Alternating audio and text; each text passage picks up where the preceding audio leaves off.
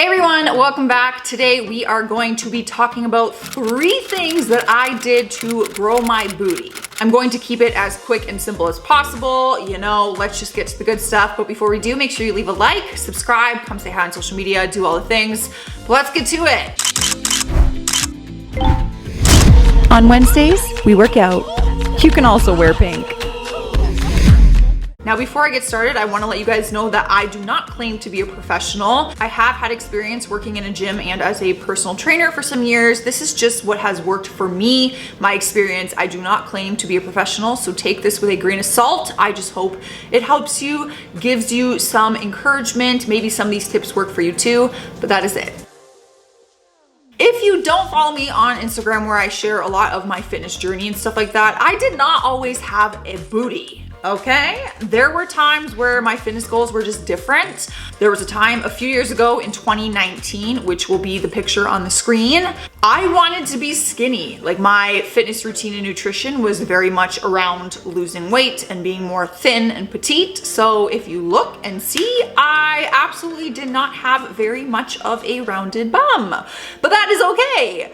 But I made some changes because I wanted to have one. I wanted to change up my routine, do some things. So this is what has helped over the last 2 years, I would say. The changes I've made, I'd stayed consistent. This is what has helped me completely transform to a bigger booty. Number 1 is timed protein intake, okay? You guys probably hear it all the time, how important protein is. I can't stress it enough. When you are trying to build muscle and keep muscle on, or even gain weight, protein is super important. Now, there are tons of proteins out there. Whether you are vegan, there are still tons of protein options. Whether you are vegetarian or whether you just have a regular diet, I'm not saying you have to have protein shakes all the time. There are definitely meats, vegetables, things like that are filled with protein. Now, why I say timed protein intake is because you want to feed those muscles after and before you work them out. So when I go in for my heavy booty day, I do make sure I'm not working out on an empty stomach. Sometimes you can have like a little bit of protein before,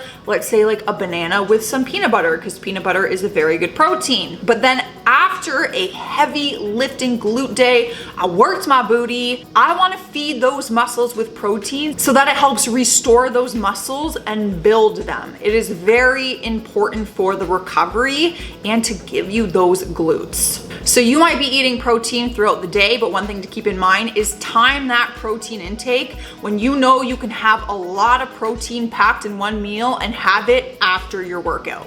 With that being said, we're on to number 2, and that is heavy lifting or resistance. Now, in this lockdown that we've all been experiencing for a year and a half, it was very hard for me to keep lifting heavy because I only had a certain amount of weights. I was able to get myself a bar with some plates, so luckily I was able to lift about 90 to 100 pounds, which is still less than what I usually do, but it was something. Now, because you might not have access to a gym, adding resistance bands to your workout will make a huge difference. When I say heavy lifting, obviously I would encourage, if you're trying to build glutes, you do need to be lifting very heavy. Of course, I would never encourage you to be unsafe. Do what your body can do, but each week, do just a little bit more. You want to keep pushing the boundaries of what weight you can do. And by that, I learned that rather than using, let's say I was squatting 50 pounds, but I was doing 12 to 15 reps. Instead, I will squat 100 pounds and do 6 to 8 reps. Does that make sense? Lift heavier, lower your reps, and really work on building that muscle and being able to lift more. But again, if you do not have access to really heavy weights and you're doing things at home,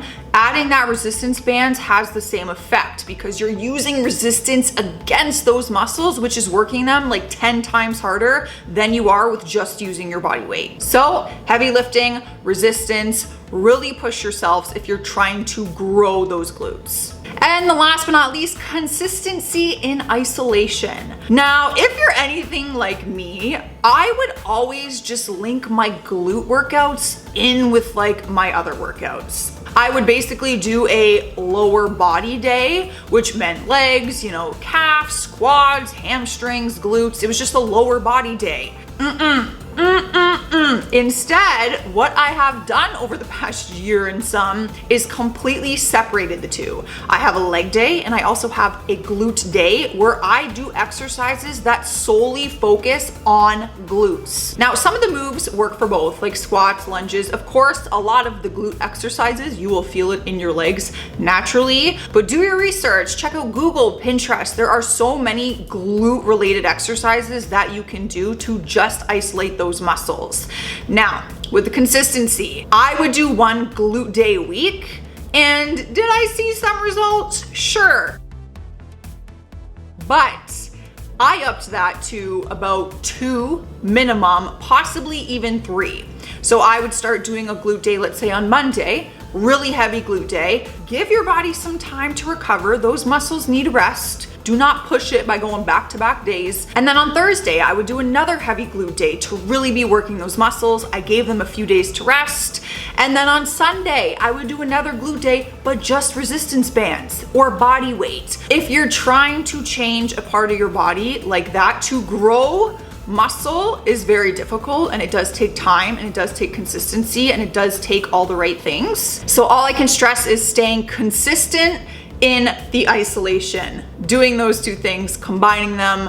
It really worked for me. So I hope these tips helped you in some way if this is a goal that you are trying to achieve. I could go on and on about the different kinds of proteins, what exercises to do. I could really do a deep dive on building those juicy doubles on your backside, because I think these are called juicy doubles. Anyways, you know what I'm trying to say.